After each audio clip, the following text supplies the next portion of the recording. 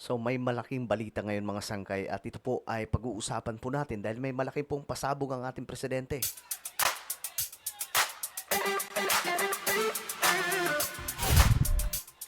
Alright guys, ito, magandang oras po sa inyong lahat. This is me. We are back dito sa ating YouTube channel at syempre sa mga nanonood po sa Facebook. Bago po natin simulan ito, sa mga hindi pa po dyan nakakapag-subscribe, makikita nyo po yung subscribe button sa baba ng video na to. I-click nyo lamang po yung subscribe, i-click ang bell, at i-click nyo po yung all. Sa mga nanonood po sa Facebook, syempre, i-follow nyo po yung ating Facebook page. Okay, this is something, siguro masabi po natin good news kasi ito yung balita ngayon. May pasabog po ang ating presidente. Pakinggan po natin mga sangkay. My fellow Filipinos, today I am proud to announce another step forward in our mission to secure affordable, reliable energy for every Filipino. The Camago 3 well has been successfully drilled and tested, producing up to 60 million standard cubic feet of gas per day. It is the second major milestone under our $893 million Malampaya Phase 4 campaign, and it is significantly larger than our first. Camago 3 holds an estimated 2.5 times more recoverable gas than the Malampaya East 1 discovery. So together, these two wells are projected to extend the life of the Malampaya gas field by an estimated 6 years. Ano naman ang ibig sabihin nito Ito, pakinggan nyo ha. Ano ibig sabihin na ito? sa inyo? It means more power, steadier power, and cheaper power. Malampaya gas costs us roughly 4 pesos and 80 centavos per kilowatt hour. Imported LNG costs 10 pesos and 30 centavos. Malayo ang kaibahan, di ba? Pag imported, ito, pag galing po sa Malampaya, yan po, 4. More than double. Every unit of power we generate from Malampaya instead of imported fuel is money saved by households, by small businesses, by every Filipino that pays an electric bill. Alam natin lahat kung gaano kahalaga ito ngayon. Ang kaguluhan sa Middle East ay nagdudulot ng matinding pabago-bago sa presyo ng gasolina sa buong mundo. Kaya naman, ginawa natin ang lahat para masiguro na may sarili tayong supply ng enerhiya upang maibsan ang epekto ng kaguluhan nito sa pang-araw-araw na buhay ng ating mga kababayan. For the first time since the year 2000, new subsea pipelines are being laid in Philippine waters.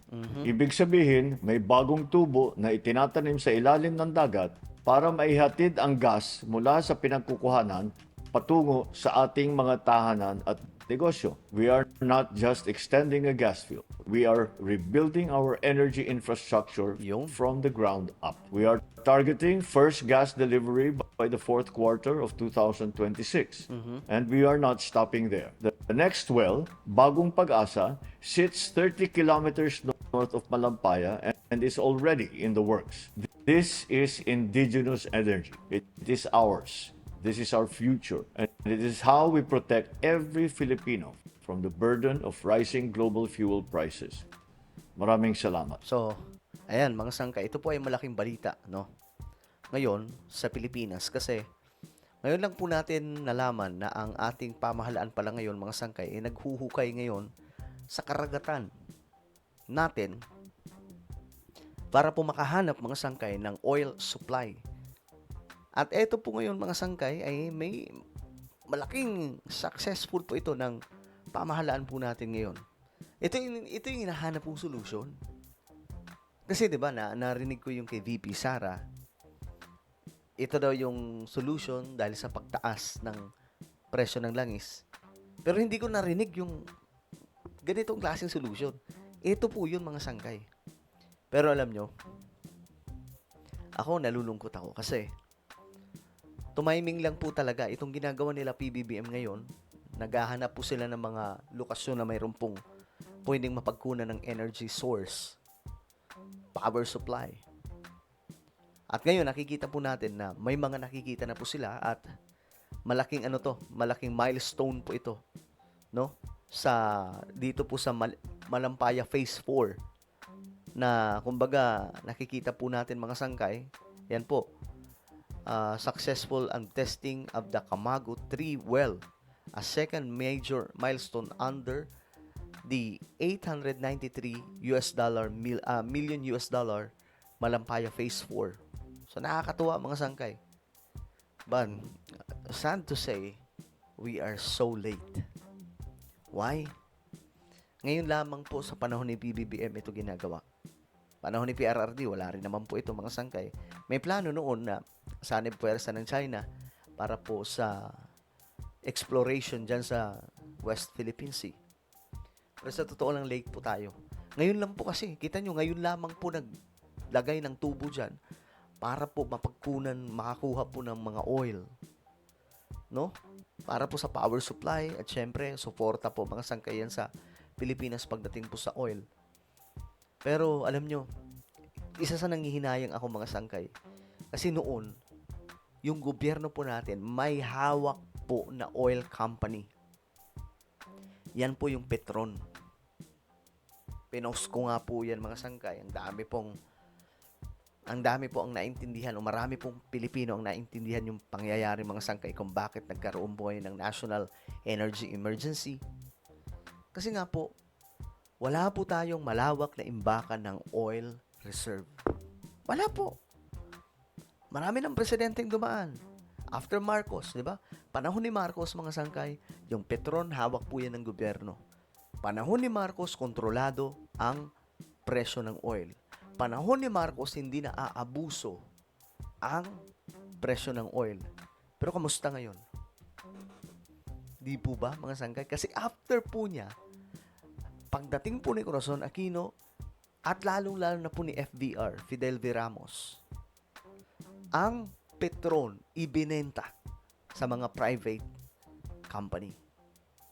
Ngayon, mga sangkay, nung binenta po yun, hanggang sa nawala sa hawak ng gobyerno, 1998, nagkaroon po ng, I think, deregulation law, mga sangkay. Nagkaroon po ng batas kung saan ang government po ay nawala na po sa control pagdating po sa fuel pricing. Pagdating po sa pag-aangkat, pagdating po sa pagbibili ng oil sa ibang bansa, at pagdating po sa paglalatag ng presyohan, wala na pong nagawa ang gobyerno. Inasa po sa mga private companies ng oil. And that's the sad story after Ferdinand E. Marcos. One more. Yung Bataan Nuclear Power Plant. Alam nyo, mga sangkay, kung natuloy po ito, actually natuloy po yun, kung napaandar po yung Bataan Nuclear Power Plant, hindi tayo mahihirapan sa kuryente. Hindi po mahihirapan pagdating po sa energy supply. Kasi yung energy demand, mga sangkay, lumalawak year after year. Tumitindi ang demand ng power supply. So, napakalaking tulong yung Bataan Nuclear Power Plant sana na ginastusan po ng ilang bilyon. Ano nangyari? Ayun, nakatenga hanggang ngayon sa Bataan. 'Di ba? At hanggang ngayon, mga sangkay, hindi pa rin po pinapaandar kasi may mga kumukontra. Ngayon, naghihirap po tayo mga Pilipino. Kamusta?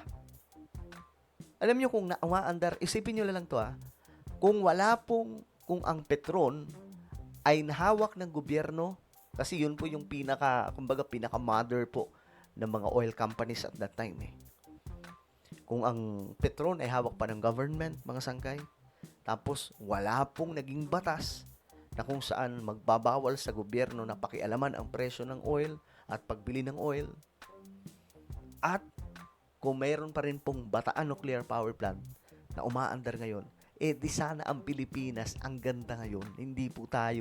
Wala po tayo sa National Energy Emergency.